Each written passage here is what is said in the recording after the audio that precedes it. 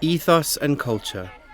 In the schools featured, the key factors which led to the development of a strong inclusive ethos were strong leadership from principals and school-based support team coordinators, a whole staff commitment to inclusion, flexible management, and a systematic approach to removing attitudinal, learning, and physical barriers within schools.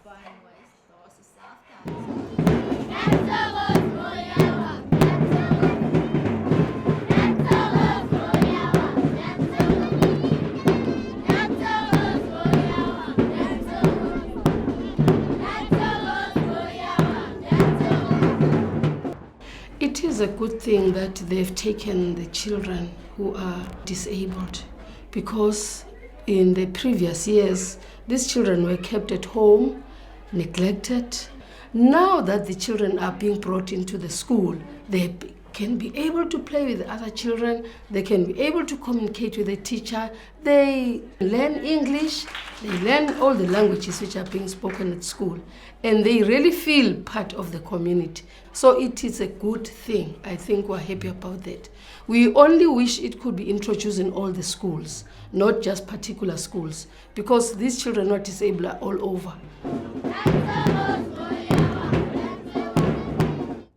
Bukosi Betfu School in Mpumalanga is a full-service school. It was one of the first 10 schools in the province to be chosen to pilot inclusive education.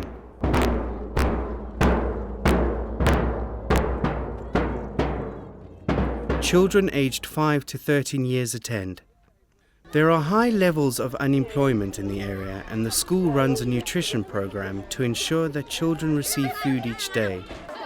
The school welcomes disabled learners with a wide range of learning difficulties and physical impairments.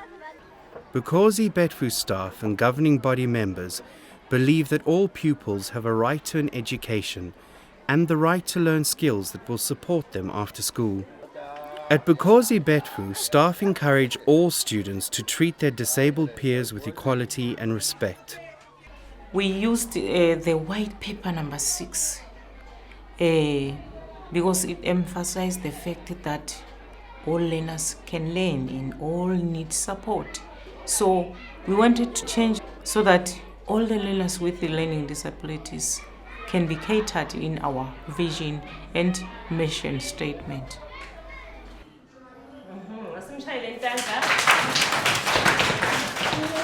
Bukosi Betfu has a welcoming and inclusive ethos.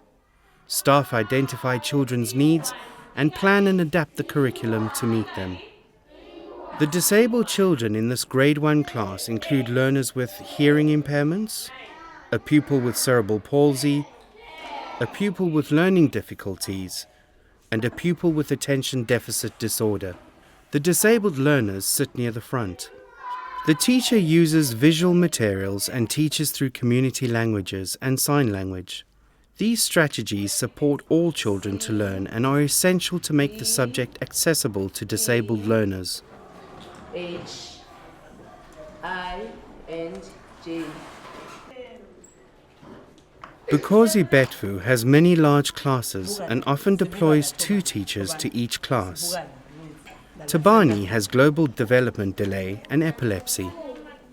His teachers plan differentiated work for him and include cutting, drawing, and clay modeling tasks to develop his fine motor skills. Tabani is 7. At school, he is learning English and making good progress. He said it's a cycle. But 1, 2, 3, 4, 5, 6. Education is the key to life, because any child who is educated is able to be independent, can live on her own. You know, she can work, get money on her own, feed herself, and look after herself. So to leave a child without education is tantamount to killing that child. If you have educated your child, you have given that child something for life. Look, green flower. one day, and his eyes went look, look, look. But we all know frogs go la-di-da-di-da, la-di-da-di-da, la-di-da-di-da. We started off with the idea of inclusive education about 8 years ago, when one of the parents of our school came to me and said he had a child by the name of Louis who was Down syndrome, and he wanted to know if we would be able to accommodate him. We then had a look at White Paper 6, and we started off small. We started with Louis, and then we got a few more children and with different kinds of disabilities. Inclusive working at Barnbreaker has moved up through the school as children have changed grades. Louis has reached grade 7, and now teachers throughout the school are involved. Barnbreaker School is committed to developing good inclusive practice. Over the last 8 years, the school has worked hard to fund resources for inclusion, to make its curriculum accessible to a wide range of learners, and to change attitudes. I think the thing that best persuades people is success. As soon as they realize that there are some successes, they start to feel more comfortable with it, and they find it much more acceptable. And if they see how the children develop and what are being achieved with them, they tend to lean towards the inclusion principle. What's key to success?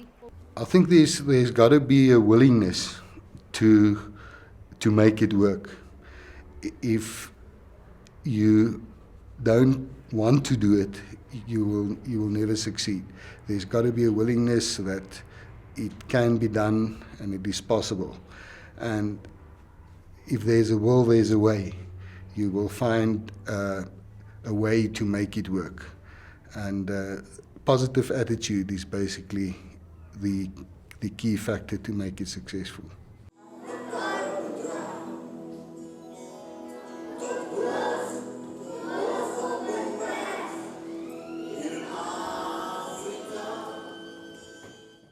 Preparatory School in the Western Cape is a full-service school with 380 learners. 80 learners are disabled children. They include children with physical impairments, children with hearing and visual impairments, children with Down syndrome, children with autism, and children with HIV and AIDS. The school has been developing inclusive practice since 2001. At the beginning, we had to make an enormous mind shift because teachers were frightened to take in these children. They weren't comfortable with the idea of taking in these children. We had some workshops and some sessions, and the ethos of the school is very important because you have to get everybody on board. That is very important. You have to inform the children and the teachers about the problems of the challenged children so that they are all on board, they take ownership, and then you get the support and the empathy and the respect and understanding, and then you don't get any children mocking others or running them down. Staff at Paro adapt the curriculum, teaching and assessment to meet children's needs. The school curriculum includes many creative projects and lots of physical activities to develop all children's motor skills. In addition to physical coordination, this Snakes and Ladders game develops math skills, teamwork and communication. John, leading the green team, is one of 2 learners with a hearing impairment in this class. Peer support is encouraged throughout the school, and staff share information about children's impairments and needs with all learners. If we get in a learner, and it's for example an autistic learner, if you introduce this boy and you say, this is Stefan, and you know children, he has autism. What do we know about autism? And you discuss the problem. What is autism about? Where does it come from? And how can you treat this person? Then then they understand and they take ownership. And these children are very sensitive with their diets. They will see that farm does not get in gluten or bread or sweets or anything, because he will go in a stim, and they look after him. They check that break time that he doesn't do food like that. This morning when Amber played the violin, we talk about her hand, and that way it becomes natural to her. It's also very important to make an analysis of the strong points and the weak points and concentrate on the strong points. I feel that children should not just be isolated. They benefit from the interaction with mainstream children. And the mainstream children also learn wonderful skills from. I think inclusion is fantastic. We enjoy it. The teachers enjoy it. It's a whole new way of working with children and teaching children and understanding children. It's absolutely the best you can find. But your ethos must be in place. You must have a mind shift. There must be respect for one another. But if you get it going and you can make a success of it, it's a win-win situation.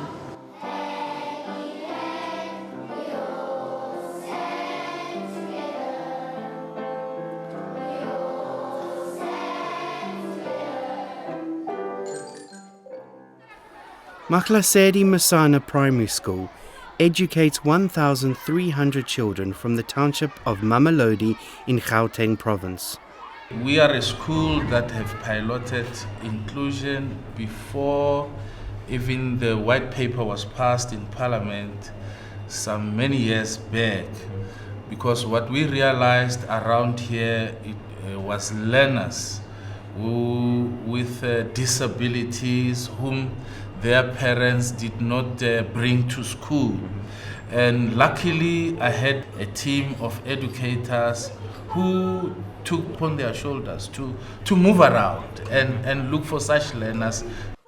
Through the parents' meetings, I was able to inform the parents that it is important, it is imperative that their children must also get education.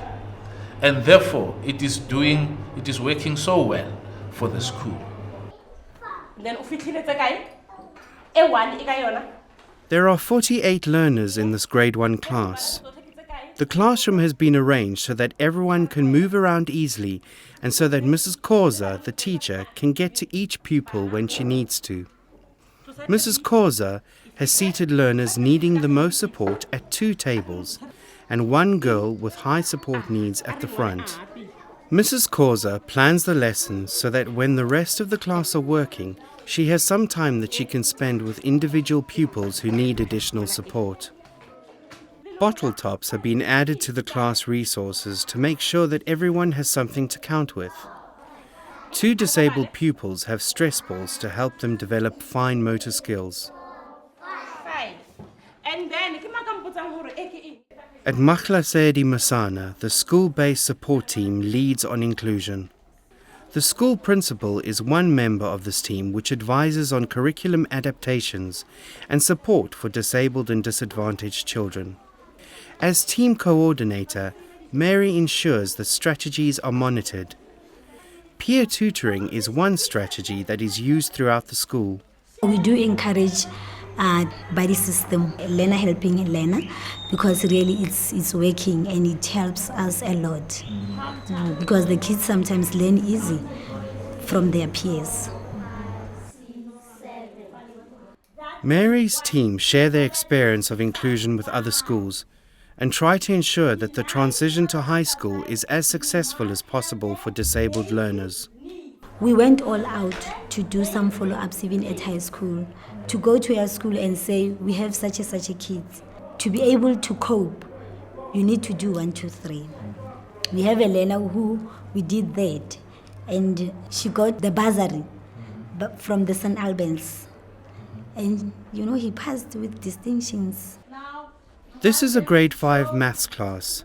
Zanele has complex learning needs, physical impairments and epilepsy. The teacher includes Zanele in all class activities. The teacher's attitude to Zanele is welcoming and supportive. and through her actions, the teacher is a role model to all learners. There is true. When Mehsana Mehsana first started working inclusively, some staff were apprehensive. Strong leadership from the principal and the school-based support team coordinator has changed attitudes. What would they say to other teachers who may be apprehensive? I will say to the educators that this is just a challenge, but we need to open our hands and welcome these kids. We have a responsibility, and our responsibility is to teach and to make sure that learners learn, and to identify these kids, the problems, their barriers, and be prepared to address them and change our mindset. I think if you have never done something, first try it. First try it, and then you'll see how you can tackle it. Because if I have never ridden a bicycle, I think I need to ride a bicycle first and fall and see, oh, this is how I fare.